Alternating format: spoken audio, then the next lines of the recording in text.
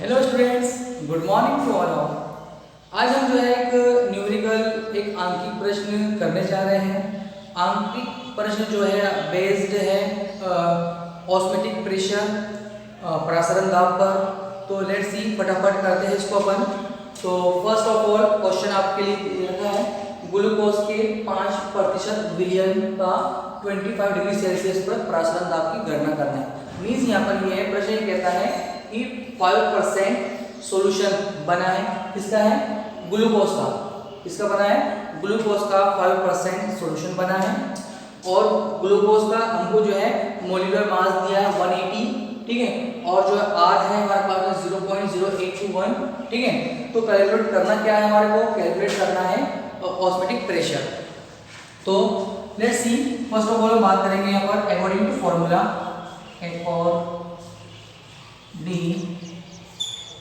Formula सूत्र अनुसार। अब सूत्र क्या होता है, आपको पता चुका हूं मैं कि यदि हमने को प्रेशर ऑस्मोटिक प्रेशर मालूम करना है तो उसका फॉर्मूला होता है pi is equal WP × R × T upon MV × V litre. Understood. तो हम लिखेंगे यहाँ पर pi is a osmotic pressure प्रसारण दाब is equal WB × R × T upon MV × V litre.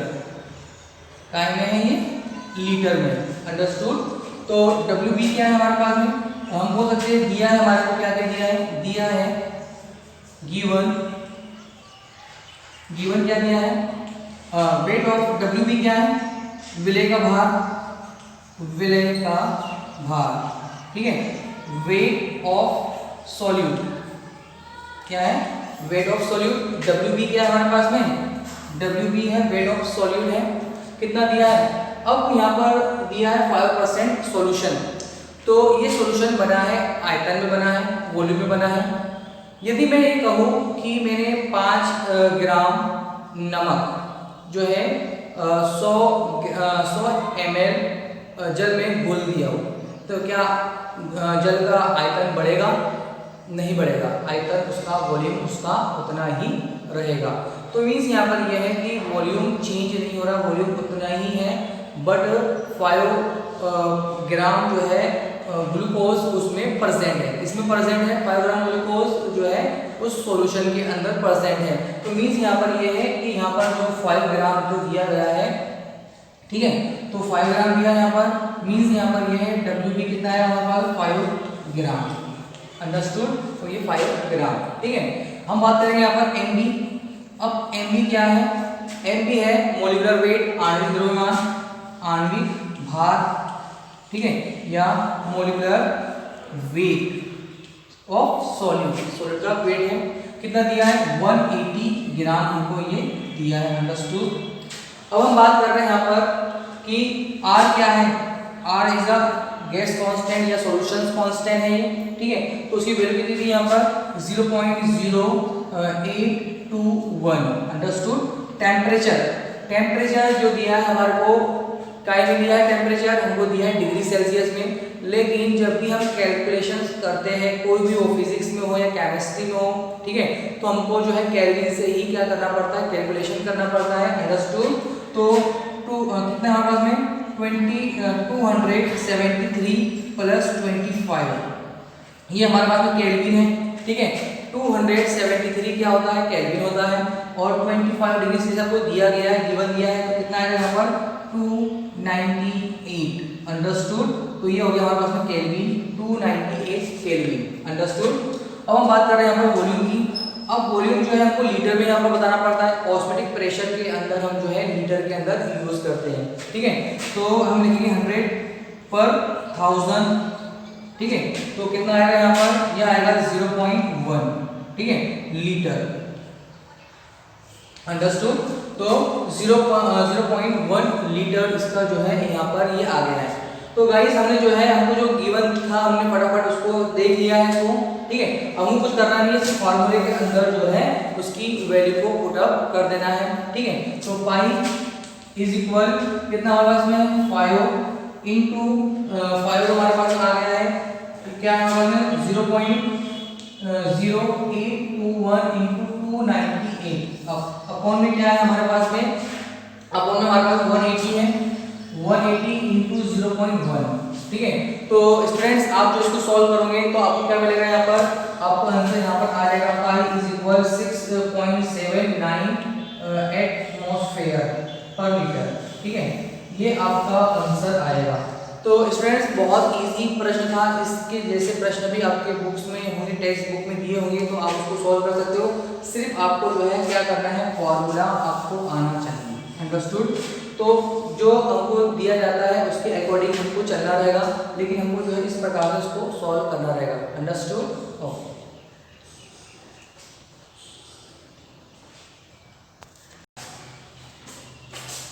Students आज हम जो है तीन जो है टेक्नोलॉजी को समझेंगे। ठीक है, बहुत सिंपल सी एग्जामिनेशन में आ चुकी है ये भी। ठीक है, एंटी फ्रीज की बात करेंगे अपन, विपरीत प्रसारण की और अर्धपारगम्य झिल्ली। ठीक है, तो ये क्या होते हैं, तो हम सिंपल से पहले लेते हैं antifreeze. Antifreeze means होता है हिमांक में अवनमन। बात करते हैं अपन, किसकी बात करेंगे यहाँ पर, हिमांक में अवनमन। हिमांक में अवनमन क्या होता है, मीन्स यहाँ पर यह है कि टेम्परेचर डाउन होना। क्या होना, टेम्परेचर डाउन होना। फॉर एग्जांपल यदि कोई आइसलैंड है, बहुत ज़्यादा वहाँ पर जो है क्या होता है, ठंडा पड़ता है वहाँ पर, और कोई भी चीज़ जो है उससे लिक्विड सॉलिड में चेंज हो जाती है, वाटर जो है बर्फ बन जाता है। तो ऐसी जगहों पर जब गाड़ी चलती है, ठीक है, मोटरसाइकिल चलती है, तो उसमें जो रेडिएटर होता है मोटर गाड़ी के अंदर या ट्रक के अंदर या कार के अंदर क्या होता है, रेडिएटर होता है, और उस रेडिएटर के अंदर जो है पानी जमा होता है, मतलब पानी रहता है उसमें। लेकिन वहाँ इतना टेम्परेचर होने के बाद में भी जो है वो क्या होता है, वहाँ पर उस रेडिएटर के अंदर पानी नहीं जमा होता है। क्यों नहीं होता है, क्योंकि जो वाटर होता है उस वाटर में हम ऐसा सॉल्यूट, ऐसा विलय मिलाते हैं जो उसको उसके टेम्परेचर को डाउन कर देता है, उसके टेम्परेचर को क्या कर देता है, डाउन कर देता है। तो ऐसे विलय को या ऐसे जो है अपन जो है सॉलिड को क्या बोलते हैं, एंटी फ्रीज। ठीक है, फ्रीज मतलब क्या होता है, जमना होना होता है, लेकिन क्या करता है उसके टेम्परेचर को जमने नहीं देता है। जैसे हम एग्जांपल से वो समझते हैं, मान लो कि गाड़ी का रेडिएटर है, ठीक है, इस रेडिएटर के अंदर वाटर भरा हुआ है, ठीक है, इस रेडिएटर के अंदर वाटर भरा हुआ है, ठीक है। अब ये 0 डिग्री सेल्सियस में क्या होता है, सॉलिड बन जाता है पूरा, ठीक है। लेकिन जैसे ही हम रेडिएटर के अंदर जो वाटर भरा था उसके अंदर हम क्या करते हैं, सॉल्यूट मिलाते हैं इसके अंदर, ठीक है। तो ये वाटर जो है क्या होता है, वाटर जो है अब जमता नहीं है। अब मान लो कि अब ये वाटर का जो है कितना हो रहा है, ये -10 के ऊपर जमने लगेगा। मतलब जो टेम्परेचर वहाँ पर 0 डिग्री सेल्सियस था, उस 0 डिग्री सेल्सियस पे कोई भी जो है लिक्विड जैसे वाटर जो है बर्फ के अंदर बन जा रहा था। लेकिन हमने ऐसा सॉल्यूट मिलाया है, ऐसा विलय मिलाया है जो क्या कर रहा है, इस वाटर को जो है -10 पे लेके जा रहा है। -10 पे मतलब क्या, बहुत ज़्यादा टेम्परेचर डाउन कर दिया उसने, ठीक है, टेम्परेचर भी क्या कर रहा है, कम कर दे रहा है, उसको क्या बोलेंगे, एंटी फ्रीज। तो एक ऐसा सब्सटेंस जिसका नाम बताना हमारे को इथिलीन ग्लाइकोल, ठीक है। इथिलीन ग्लाइकोल क्या है, एक ऐसा एंटी फ्रीज सब्सटेंस है जो वाटर को जमने नहीं देता, ठीक है। तो CH2OH ऐसा क्या है, एंटी फ्रीज है। तो आपको समझ में होगी बात। नेक्स्ट है विपरीत परासरण, ठीक है। हमने आपको बता चुका हूँ कि परासरण क्या होता है, किसी भी द्रव का कम सांद्रता से अधिक सांद्रता की ओर जाना क्या कहलाता है, वो कहलाता है परासरण। लेकिन वही क्रिया जो है क्या हो जाए, विपरीत हो जाए। मीन्स यहाँ पर यह है अर्धपारगम्य झिल्ली लगी हुई है, इसमें भरा हुआ है आपका सॉल्वेंट, ठीक है। इसमें क्या भरा हुआ है, सॉल्वेंट विलायक, क्या भरा हुआ है, इसमें विलायक भरा हुआ है। और हम यदि क्या कर रहे हैं यहाँ पर, अब इस प्रोसेस में क्या हो रहा है, प्रोसेस के अंदर जो है ये विलयन है, ये विलयन। विलायक के कण जो है क्या कर रहे हैं, अंदर इंटर कर रहे हैं। किसके अंदर इंटर कर रहे हैं, विलयन के अंदर। विलायक के कण विलयन के अंदर क्या कर रहे हैं, इंटर कर रहे हैं। अब इस इंटर पे क्या करना है, रोकना भी हमारे को, तो अपन उसको क्या बोलेंगे, परस्पर दाब बोलेंगे, ऑस्मोटिक प्रेशर बोलेंगे। लेकिन कुछ प्रोसेस ऐसी होती है कि हम इतना प्रेशर डाल देते हैं, एक्सेस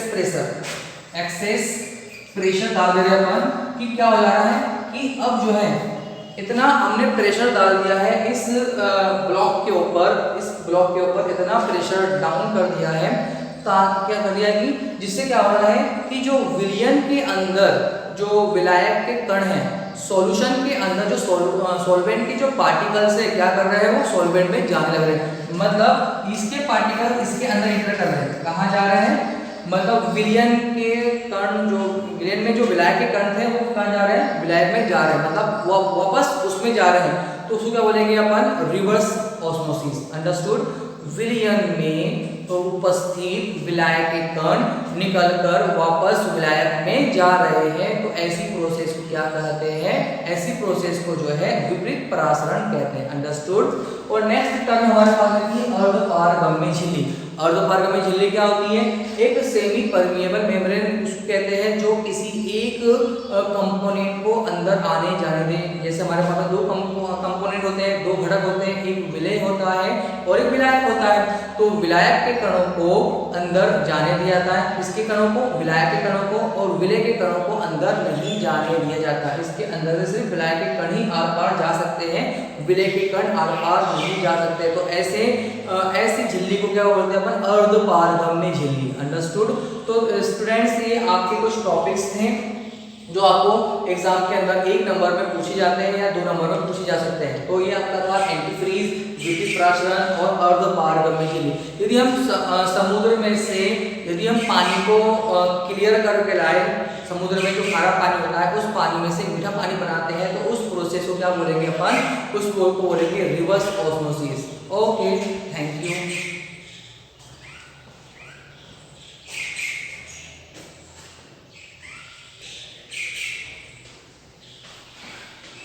स्टूडेंट्स, ये आपका जो है आज का इस टॉपिक का, इस लेक्चर का लास्ट जो था, मतलब जो है इस टॉपिक का लास्ट लेक्चर था।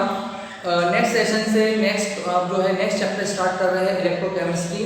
आपको यहीं तक करना है, क्योंकि इस साल जो है कोरोना के कारण जो है कोर्स में कमी आ गई है। आपके 2-3 जो टॉपिक थे वो रिड्यूस कर दिए गए हैं, ठीक है, बायो के अंदर भी, केमिस्ट्री के अंदर भी और फिजिक्स के अंदर भी, ठीक है।